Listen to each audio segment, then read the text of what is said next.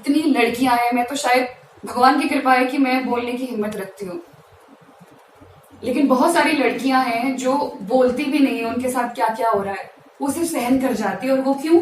क्योंकि पावर में है व्यक्ति, उनके खिलाफ कोई भी नहीं बोलेगा। मेरे तक ये मैसेजेस आए जा रहे हैं कि तुम मीडिया में जाओ, तुम चाहे पुलिस में जाओ, तुम जहां मर्जी जाओ, अब बचा ही क्या है, क्योंकि डर ही नहीं है, डर ही किसी बात का नहीं कि कोई उनको कोई बोलेगा। I appeal to honourable CM and PM, please इस प्रकार का जो पावर अब्यूज है उसे रोका जाए, चाहे वो धर्मशाला में है, चाहे वो हिमाचल में है, चाहे वो कहीं पे भी है।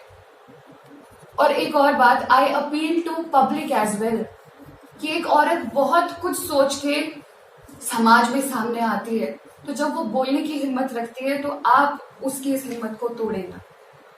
जब ये इंसिडेंट हुआ था तो उस समय लोगों ने कहा कि पहले मार खाई थी तो पहले क्यों नहीं बोले, फिर लोगों ने कहा कि अब मार खाई है तो अब वापस क्यों नहीं जाते। मतलब हर सिचुएशन में एक औरत को ही कॉम्प्रोमाइज के लिए बोला जाता है, औरत को ही एडजस्टमेंट के लिए बोला जाता है। But repeating my self again, ये स्टोरी औरत पुरुष की लड़ाई की नहीं है सर, ये गलत को गलत बोलने की है, नीति और अनीति की है। जितना हक श्रीमान को अपनी लाइफ में आगे बढ़ने का है, क्योंकि मैं उनको जाके परेशान नहीं कर रही, मैं उनको प्रेमिसेस में जाके एंट्री नहीं कर रही उनकी, वो जहां भी वो मीटिंग्स ले रहे हैं या जो कर रहे हैं, मैं रात को जाके उनके दरवाजे नहीं बजा रही हूँ। तो मेरे साथ भी ये नहीं होना चाहिए, मेरे साथ क्या किसी के साथ भी नहीं होना चाहिए। तो मेरी बस इतनी सी अपील है, सभी जितने भी हमारे बड़े बुजुर्ग हैं जो इस प्रकार के पावर अब्यूज को रोक सकते हैं तो जरूर रोके, क्योंकि हम बहुत गलत मैसेज जो है वो समाज में दे रहे हैं।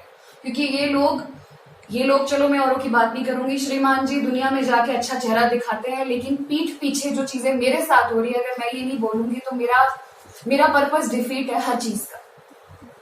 और जहां तक बात है कोर्ट की, तो कोर्ट में ठीक है चीजें चल जा रही हैं, जैसे डिस्ट्रिक्ट कोर्ट में जो है फैसला मेरे लिए आ रहा था, वैसे ही मैं जानती हूँ देर सवेर हाई कोर्ट में भी आएगा, मैं जानती हूँ, मुझे पूरा विश्वास है।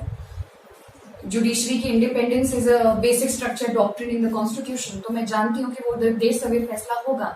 लेकिन फिर समाज के सामने सच्चाई खुल के रखते हैं ना, पीछे से नैरेटिव कुछ और है, आगे से कुछ और है, सब कुछ मैनेज है, क्योंकि मैं तो आज अकेली हूँ यहाँ।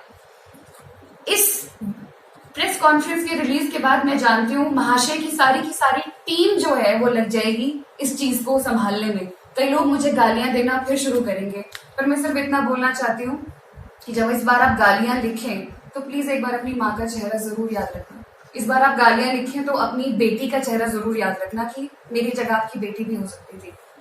कि आपके श्रीमान जी ने ये मैसेज भिजवाया है कि अगर एफआईआर करेगी तो 10 साल लटकाऊंगा। श्रीमान जी लॉ ग्रेजुएट है, वो भली भांति जानते हैं कि बातों को किस प्रकार से मैनिपुलेट करना है, साथ ही में राजनेता भी है।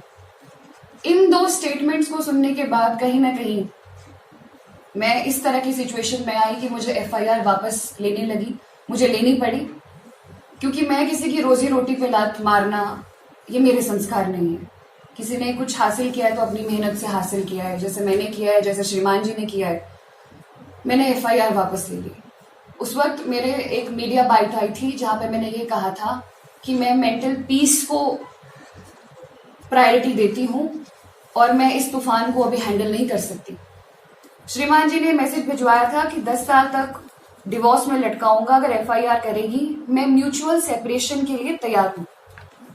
मैं आप सभी को बता दूं, शादी के 1 साल तक हम लोग डिवोर्स के लिए फाइल नहीं कर सकते अकॉर्डिंग टू द लॉ, इसीलिए हम लोग लीगल सेपरेशन नाम का एक शब्द है जिसको हम अप्लाई करते हैं। ये बात वहां से मेरे दिमाग में डाली गई कि म्यूचुअल सेपरेशन के लिए मैं रेडी हूं, अपना सहयोग दूंगा और हम इस चीज से आराम से भली भांति अलग हो जाएंगे। बट ये सिर्फ और सिर्फ नैरेटिव बिल्ड करने के लिए था, क्योंकि वहां से एफआईआर की तलवार उनके ऊपर से हट गई थी और अब आगे जो उन्होंने किया वो किया शांत रहने का काम। मीडिया में 2 दिन बाद ही एक न्यूज आई थी कि अब आया है, श्रीमान जी की स्टेटमेंट आई है और वो स्टेटमेंट ये थी कि ओशन भी मुझे मेंटल टॉर्चर करती है। आप सभी ने सुना भी होगा, देखा भी होगा अखबारों में। ओशन मुझे मेंटल टॉर्चर करती है, मेरे परिवार पे दबाव बनाती है और मुझे मेंटली भी परेशान करती है, लेकिन मैं अभी भी ये पारिवारिक मामला है और इसे मनाने में लगा हुआ हूँ, सुलझाने में लगा हुआ हूँ। इस दौरान में जब मेरी श्रीमान जी से बात हुई, जब वो मुझसे बात करने आए, तो जब मैंने पूछा कि क्या वो स्टेटमेंट आपने दी है, तो वो साफ मुकर गए इस बात से। वो कहते हैं कि मीडिया वाले झूठ कह रहे हैं। मैंने मीडिया को ऐसी कोई भी स्टेटमेंट नहीं दी। जितने भी लीडिंग न्यूज़पेपर्स थे, इंडियन एक्सप्रेस तक, ट्रिब्यून तक, और जितने भी रीजनल पेपर्स थे, दिव्य हिमाचल, पंजाब केसरी, सब में ये बात आई थी कि विशाल नेहरिया की स्टेटमेंट आई है कि ओशन भी मेरे पे दबाव बनाती है। तो जब मैंने इस बात को पूछा कि आपने ये स्टेटमेंट दी थी, तो वहां पे वो मुकर गए, कहते हैं मीडिया झूठ बोलती है, मीडिया ने इस तरह से किया है। तो मैंने ये कहा, अगर आप एक प्रतिष्ठित व्यक्ति हैं और सच बोल रहे हैं तो आपको मीडिया को डेफेमेशन नोटिस देना चाहिए, क्योंकि अगर किसी ने गलत किया है तो गलत को गलत बोलना चाहिए। पर वो नोटिस आज तक नहीं गया और वो नोटिस कभी जाएगा भी नहीं। क्यों जाएगा? क्योंकि श्रीमान जी का झूठ वहां पे पकड़ा गया। मेरा केस जुलाई में डिस्ट्रिक्ट कोर्ट धर्मशाला में लगा था और उसके बाद से उसकी प्रोसीडिंग्स होती रही। मीडिएशन की डेट जो है वहां पे पड़ती रही। मीडिएशन में भी जनाब जो है वो फुली टैक्टिक्स जो उनके हैं, डिलेइंग टैक्टिक्स, वो यूज कर रहे थे। डिस्ट्रिक्ट कोर्ट में भी उन्होंने पूरी कोशिशें की। मेरे 2 वकील के सामने उनके 6 वकील, क्योंकि प्रतिष्ठित व्यक्ति हैं तो रिसोर्सेज भी ज्यादा है, सब कुछ ज्यादा है। वहां पे उन्होंने ये चीज ठान ली थी कि मैं इसको डिवोर्स नहीं दूंगा। मतलब ये तो वो वाली बात होगी कि बकरी है, जाएगी कहां तक, कसाई की तलवार से कब तक बचेगी।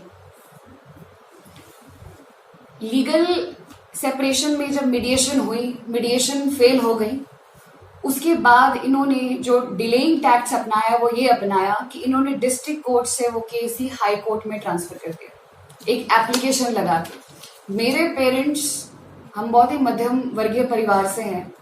हम लोग कोर्ट आते थे, ये तो श्रीमान जी कोर्ट भी नहीं आते थे, इनकी जगह इनके एडवोकेट्स आ रहे हैं। फुल ऑन हैरेसमेंट चली हुई है, वहां कोर्ट में भी चली हुई है। मेरी मम्मी, मेरे पिताजी सब खड़े हुए हैं लाइन में। मेरी मम्मी हाथ जोड़ के बोल रही है, जज को भी कह रही है कि सर आप सुन लीजिए, ये तंग कर रहा है, पीछे से स्टॉकिंग कर रहा है। मैं हिपा में रही ट्रेनिंग में, मुझे इतना परेशान किया गया, हिपा में घुसने की कोशिश की गई, मुझे ढली चौक में कंप्लेंट करनी पड़ी पुलिस स्टेशन में। मैं अपने ट्रिप पे गई थी राजस्थान, वहां पे भी इन्होंने मेरे को फोन करके आधी रात को अननोन नंबर से ड्रिंक की हुई हालत में गाली गलौज किया मुझे। मेरी मदर के लिए इतनी गंदी बातें बोली। Calls, messages, stalking. जब मैं शिमला से धर्मशाला आती थी डिस्ट्रिक्ट कोर्ट के लिए, तो मीडिएशन के वक्त भी ये क्या करते थे, ये स्टॉक कर लेते थे कि मेरी गाड़ी, कौन सी गाड़ी में मैं जा रही हूँ। और ये मुझे इन्होंने 2-3 बार हमीरपुर में रोका। हमीरपुर में रोका, मेरी गाड़ी के एकदम आगे आ गए और मैं एक्सीडेंट होने से बची। छोटी सी गाड़ी थी, कोई सुजुकी, उसमें बहुत सारे लोग भरे हुए हैं और एक प्रतिष्ठित व्यक्ति जो कि जनता का चुना हुआ प्रतिनिधि है, वो इस प्रकार की हरकतें करता पाया गया है। द थिंग इज, जिस प्रकार महाशय को अपनी लाइफ में डिग्निटी के साथ रहने का हक है, उसी प्रकार मुझे भी मेरी छोटी सी नौकरी में डिग्निटी के साथ रहने का पूरा हक होना चाहिए। तो फिर मेरे पल्ले ये स्टॉकिंग क्यों, मेरे पल्ले ये हैरेसमेंट क्यों, मेरे पल्ले ये मेंटल एगनी क्यों? क्या मुझे हक नहीं है कि मैं भी रिस्पेक्टफुली अपनी जॉब कर सकूं? जोगिंदरनगर में मेरी ट्रेनिंग थी, वहां पे भी इन्होंने घुसने की कोशिश करी। मैंने एएसपी कांगड़ा को तुरंत कंप्लेन करी। डीएसपी कांगड़ा ने इनको, जितनी मुझे रिपोर्ट आई, डीएसपी कांगड़ा ने इन्हें बुलाया, पुलिस में बोला हमने इनको बुलाया था, इनको समझा दिया है, वार्निंग दे दी है कि ये आपको जो है फॉलो नहीं करेंगे, तंग नहीं करेंगे, उस हिसाब से आप चिंता ना कीजिए। 15 दिन जब तक विधानसभा थी तब तक माहौल शांत रहा और विधानसभा खत्म होने के बाद ही मैं हमीरपुर में थी। हमीरपुर में मेरी ट्रेनिंग चली हुई थी तकरीबन 1 महीना। तो अभी 1.5-2 हफ्ते पहले इन्होंने क्या किया कि ट्रांजिट का बहाना लेके सर्किट हाउस में हमीरपुर में रात को वहां पे आ गए। इनका पीए, इनका पीएसओ मेरी खिड़की के बाहर सर्वेलेंस करते रहे। मतलब मैं इनकी धर्म पत्नी हूँ, ये देख लीजिए आप। खिड़की के बाहर सर्वेलेंस करते रहे कि मैडम का रूम नंबर कौन सा है। जब उन दोनों ने देख लिया कि मैडम 103 कमरे में रह रही हैं, उसके बाद से श्रीमान जी रात को लगभग 11 बजे से लेके 1 बजे तक मेरी खिड़की के नीचे जोर जोर से सिगरेटों पे सिगरेटें, और जोर जोर से फोन पे बात कर रहे हैं, हाँ तू 60,000 बंदा लेकर आ जा, तू ऐसा कर ले। कौन सा प्रतिष्ठित और सभ्य व्यक्ति अपनी पत्नी को डराता है, मैं ये पूछना चाहती हूँ। अगर वो इतना सीधा और सभ्य व्यक्ति है तो ये कौन सा तरीका है? जब रात को 1 बजे, मैं उस रात सो नहीं पाई, मैं 1 बजे मेरे कमरे के बाहर जोर जोर से दरवाजा खटखटाया जाता है कि जैसे खोल। मैंने नहीं खोला, मैंने तुरंत एएसपी कांगड़ा को, एएसपी हमीरपुर को मैंने पहले ही बता दिया था। मुझे एएसपी साहब ने कहा कि कुछ भी होगा तो आप मुझे बता देना। जोर से दरवाजा बजा और फिर मैं डर गई, मैं सहम गई, और फिर उसके बाद वो चले गए वहां से। सुबह हाथ में पट्टी बंधी हुई थी, ये बोल के कि मेरा हाल तो पूछ लो, 2 दिन बाद वो पट्टी गायब।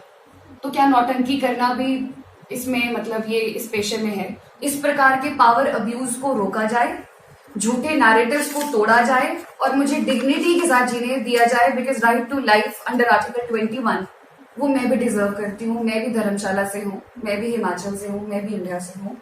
सो this is what I want to appeal. Thank you so much.